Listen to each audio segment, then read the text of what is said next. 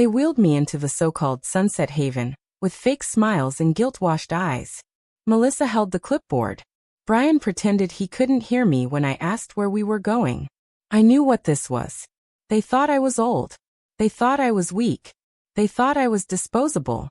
They had no idea. My name is Taylor Elwood. I'm 76 years old. And I just inherited $5 million. But no one knows. Not my son. Not my daughter-in-law. Not even my precious grandchildren. I kept it quiet because I wanted to see what they'd do. How they'd treat me when they thought I had nothing left but wrinkles and a pension check. Let me tell you something. Grief reveals character. And money reveals truth. And when both come knocking in the same month, you better be watching closely. Samuel, my husband of 52 years, died in his sleep on a Thursday morning. No drama. No pain. Just a quiet breath that never came back. I held his hand until they took him. I didn't cry until I saw the cup of tea he made for me still sitting on the kitchen counter. He always made mine stronger than his. He said I liked my tea like I liked my words, bold and a little bitter. That cup stayed untouched for days. The funeral was small. Not because he wasn't loved, but because people are busy. Too busy, apparently, to mourn. Brian showed up late. Melissa looked like she was already mentally redecorating our home. And the grandkids. They stayed on their phones the whole time. Sophie actually said, "Do we have to stay the whole thing?" No one asked how I was. Not once. But I didn't blame them. Not yet. A week after the funeral, Samuel's lawyer called me in. A quiet man. Thin tie. Always chewing on the end of a pen. He handed me a sealed envelope and said, "Samuel wanted you to have this." He was very clear that no one else should know about it. Inside, I found a letter, a bank account, and documents from a trust he had set up years ago. $5 million. In my name. Accessible immediately. My hands trembled. Not because of the money, but because of the love behind it. He trusted me, even in death. I didn't say a word to Brian or Melissa. And I had my reasons. You see, 3 days after that meeting, Melissa came over with a casserole and a glossy brochure. On the cover, a smiling elderly woman in a wheelchair playing bingo. Inside, price charts, rooms with medical beds, a menu that boasted soft meats and low-sodium delights. She called it a retirement solution. I called it betrayal. "Taylor," she said sweetly, using my first name like we were close. "You shouldn't have to worry about cleaning or cooking or stairs anymore. You've done enough. Let us take care of you now. Let us. As in, let us take the house. Let us pocket the inheritance they thought didn't exist. Let us forget about you while we enjoy the fruits of your labor." Brian stood behind her nodding. Like a coward. I raised him better. Or so I thought. "Give me a few days to think about it," I said. Melissa beamed. Brian looked relieved. They thought I was agreeing. I wasn't. I was buying time. That night, I sat alone on my porch. Same chair I'd sat in for 30 years. Same view of Samuel's rose bushes. But something had changed. I wasn't sad anymore. I was angry. Not because they wanted to put me away, but because they didn't even wait. Didn't give me a month. Didn't ask me how I was. Didn't wonder what I wanted. They just saw a burden. Not a mother. Not a grandmother. Not a woman who once held their feverish heads all night when they were sick. Just a problem to relocate. So I started making plans.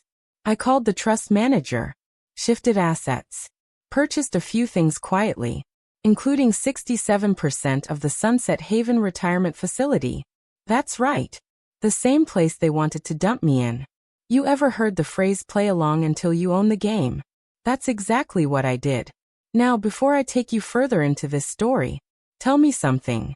If your own family tried to push you out of your life right after your spouse died, what would you do? Would you forgive? Would you fight back?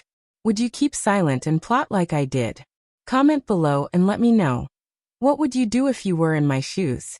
And if you're enjoying this story so far, don't forget to subscribe. I promise. It's just getting started. A few days later, Melissa returned with a more aggressive tone. She didn't bother bringing food this time. Just paperwork. And a fake smile. "Mom, Brian said, avoiding my eyes. We put down a deposit already. You'll love the place. They've got a game room and... He looked down at the paper. A crafts station. Crafts. As if gluing feathers onto paper would replace 50 years of memories. I nodded again. And smiled. And signed their paper. But I had one little edit. I signed my new legal name. Not Elwood. But Taylor Gray. Because I had moved my assets. Closed the joint accounts.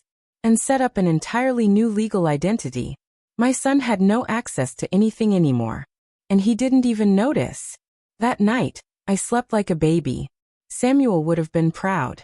They thought the house would be the first thing to go. They were already talking about renovations, before I had even packed a box. Melissa had circled a date on her phone calendar, June 1st. Move-in day, she whispered smugly as she helped me into the car. That morning, I walked out of my front door and looked back. 50 years of memories in that house. My wedding dress still hung in the attic. Samuel's tools, untouched in the garage. The garden we planted together, wilting now, but still loyal. I didn't say goodbye. I just said, you'll be safe. I promise. Because what Melissa didn't know was that the house wasn't in my name anymore. It belonged to a holding company I had quietly set up after the funeral. One with a lawyer she'd never met and a signature she didn't recognize. She could try to sell it all she wanted. She'd be selling air. Sunset Haven smelled like lemon disinfectant and broken promises. They showed me a room with a twin bed, beige walls, and a single window with a view of the dumpster. I nodded politely. I played along. Melissa looked pleased. She handed the nurse a folder. Patted my shoulder like I was 6 years old and starting kindergarten. Brian stayed in the hallway, staring at his shoes. I caught him glancing at the front desk. Probably wondering when the staff would ask for payment. Poor thing. Didn't realize I owned the staff. That night I met Maria. She was the night nurse. Older than Melissa, kinder than Brian, and sharper than both of them combined. You're not like the others, she said as she helped me settle in. What gave me away? I asked, smiling. She paused. You're too quiet to be scared. And too well dressed to be poor. Smart woman. I liked her instantly. Over the next week, I let them believe what they wanted. Melissa told the neighbors I had transitioned gracefully. Brian asked my lawyer about the deed to the house, and was politely informed he had no legal rights to inquire. Sophie posted a TikTok about donating my old clothes and tagged it #doing-her-part. They had no idea I watched everything. Listened. Documented. Waited. Then came the final straw. One evening, Melissa showed up with a bottle of wine and 2 glasses. I should have known something was off. She never drank with me. Too busy, she used to say. She poured me a glass, sat down at the small table in the visiting area, and pulled out a folder. This is just a formality, she said. Since you're technically a resident now, the state needs someone to manage your financial decisions. She pushed a paper toward me. Power of attorney. Blank signature line waiting like a vulture with open wings. I stared at it. Then looked at her. You think I can't make decisions anymore? She blinked. Oh, Taylor. It's not that. We're just helping you. Helping me disappear. Helping me give up. I smiled. Took the pen. And signed something. But not what she expected. I reached into my purse. Pulled out a certified letter. And slid it across the table. She opened it. Her face dropped. The blood drained from her cheeks. Inside was a legal notice from my attorney, stating that I had revoked any prior medical or financial authority previously given to Brian, that my estate was now protected under a private trust, and that any attempts to obtain guardianship would be considered financial coercion under state law. Melissa didn't speak for a full 30 seconds. When she finally looked up, I leaned forward and whispered, "You should have just brought better flowers." They left in silence, and I sat there alone, sipping wine. It tasted like victory. Now, if you're still with me, let me ask you something. If someone tried to take everything from you while pretending to love you, what would you do? Would you let them? Would you smile and sign it all away? Or would you sign something else and burn the whole plan to the ground? Drop your answer in the comments. I'd love to hear what kind of fighter you are. The next morning, The phone at Sunset Haven wouldn't stop ringing. And it wasn't for bingo night. Melissa had called 6 times before noon. Brian had emailed twice. And my grandson Ethan had the nerve to text me, asking if I could loan him a few thousand. For a music studio, he said. He once mistook a microwave for a speaker. I didn't answer any of them. Instead, I called my lawyer, Mr. Wells. A charming, ruthless man in tweed with a reputation for making lawsuits disappear. I didn't need a fight. I needed silence. And he was good at delivering both. Activate Clause 3B, I told him. He whistled softly. You sure, Mrs. Elwood? Yes. And start the audit. Clause 3B was something Samuel and I had created years ago. It instructed the trust to investigate any individual who tried to contest or manipulate my estate. Financial records, hidden accounts, phone logs, everything. Call it extreme. I call it insurance. That same week, I received a letter from Brian's lawyer. A formal notice requesting access to probate materials and asset evaluations, citing concerns about cognitive decline. I read the letter, then laughed so hard Maria came running. They're accusing you of dementia? She asked, stunned. Oh yes, I smiled. I suppose they think I forgot how to read bank statements. I wrote back personally. My reply was short. Dear Brian, I may forget birthdays and remote controls, but I don't forget betrayal. Regards. Mother. What they didn't know was that I had started recording every conversation at Sunset Haven. I had also instructed Mr. Wells to begin restructuring my will. Not out of spite. Out of clarity. Samuel once told me, when people show you who they are, believe them. But don't reward them. So I didn't. Sophie and Ethan were removed. Brian was left one single item. A garden hose. Because he once said, this whole house is like dragging around a dead garden. Melissa? She got nothing. Except, of course, the letter I planned to have hand-delivered the day after I passed. It simply read, turns out the soft meats weren't so bad after all. Now here's where it gets interesting. Melissa showed up again, this time with a priest. I kid you not. A full-collared, silver cross-wearing, prayer book-carrying priest. Just here to bless the room, she said. As if God could unwrite greed. I invited him in. I offered them both tea. And then I excused myself for 5 minutes. In those 5 minutes, I emailed 3 local real estate firms. I put the house up for lease to a charity organization that helps abandoned mothers. Rent. $1 per year. The house wasn't just out of reach for Brian. Now it was a symbol. One Melissa would drive past every time she came to town. A constant reminder of what kindness could have bought her. But the real joy came 3 days later. Mr. Wells called. Taylor, he said. You won't believe what we found in Brian's financials. Turns out, Brian had secretly taken out a personal loan last year. One he told the bank he'd repay from future inheritance assets. Future inheritance. That phrase was gold. Because now, I had legal evidence of his assumption and intent to manipulate. And guess what? The trust had the right to press charges if needed. I didn't want prison. I wanted them uncomfortable, powerless, off balance. So I sent Brian a letter. Dear Brian, a loan based on money you never earned, from a woman you never visited. That's quite the strategy. Unfortunately, your inheritance application has been declined. Sincerely, the woman who remembered everything. The doorbell rang sharp and early. 7:41 a.m. Maria peeked out the blinds. It's your daughter-in-law, she whispered. I sighed. Let her in. Melissa stood on the porch in a too-tight blazer and high heels that didn't quite match the intensity in her eyes. She wasn't here to talk. She was here to fight. She shoved a thick envelope into my hand like she was delivering the word of God. Consider yourself served, she said. Then turned and walked away. Not another word. No good morning. No fake hugs. Just the slap of her heels on the pavement. I opened the envelope slowly. Inside, a petition for guardianship. Filed in court. Claiming I was mentally unfit to manage my affairs. Signed by Brian. Witnessed by Melissa. And backed by fabricated medical notes from a doctor I hadn't seen in 2 years. It was a trap. A very sloppy, very arrogant trap. They were hoping I'd panic. hoping I'd crumble.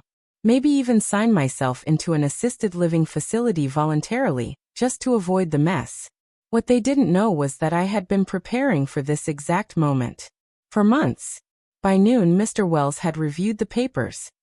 He called me while sipping something from a crystal glass. I could hear the ice clinking. "They're fools," he said. "Did they really attach fake medical records?" "Oh yes," I replied. "With spelling errors." "Beautiful," he chuckled. "We filed a counterclaim within 24 hours.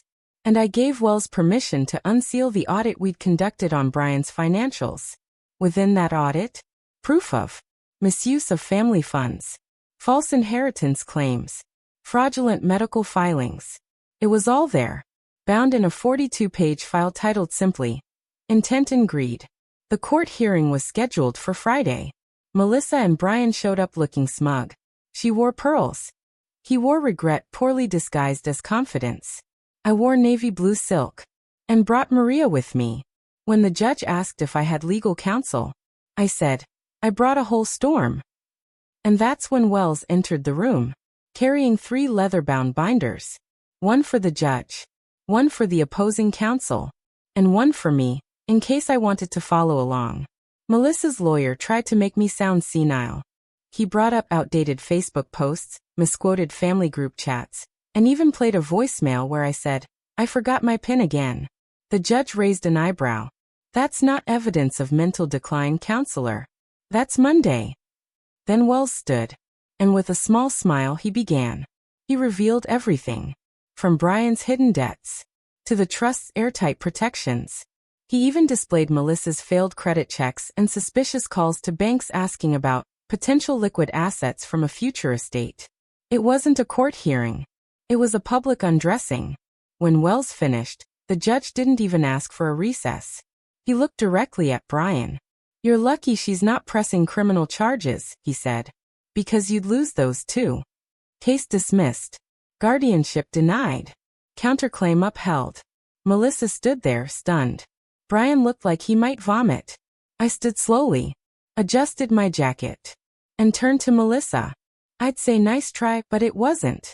If your own family tried to fake your mental decline just to steal what you earned, what would you do? Would you confront them? Or expose them in a courtroom with the whole town watching? Not just for you, but for everyone who thought they had already written your ending. That morning, I sat across from Mr. Wells at his downtown office. Sunlight bounced off the polished table. A hot cup of tea steamed gently at my side. In front of me, the newly drafted will. Version 17. The final version. I used to believe in second chances. In the idea that people make mistakes and learn from them. But now I realize, some people make a home out of taking. And they never plan to stop. Melissa and Brian weren't confused. They weren't grieving. They were strategic. And so I became strategic too. I want this part bolded, I told Wells, pointing to the clause labeled Legacy Clause. It read, any individual who has willfully attempted to manipulate, intimidate, or deceive the benefactor, Taylor Elwood, for financial gain shall be immediately disqualified from inheriting any portion of the estate, directly or through proxy. Sophie and Ethan's names were removed entirely. I didn't blame them for being young. I blamed them for being silent. When the betrayal was unfolding. When their mother lied. When I sat alone in a nursing home they helped send me to. They said nothing. Silence, too, is a choice. And it carries weight. I left one line in the will for future grandchildren unknown to me. And I assigned Wells as executor, with full discretion. Then came the final signature.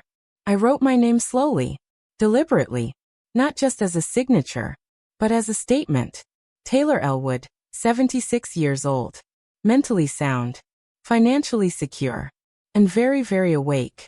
Later that afternoon, I invited Brian and Melissa to meet me at the Sunset Haven Garden.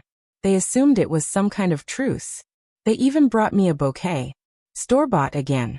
I didn't stand, didn't reach for their hands, just smiled. I revised the will today, I said. Melissa's eyes lit up. Brian leaned forward. I wanted to let you both know, I continued. You're no longer in it. Dead silence. Wind rustled the geraniums beside me.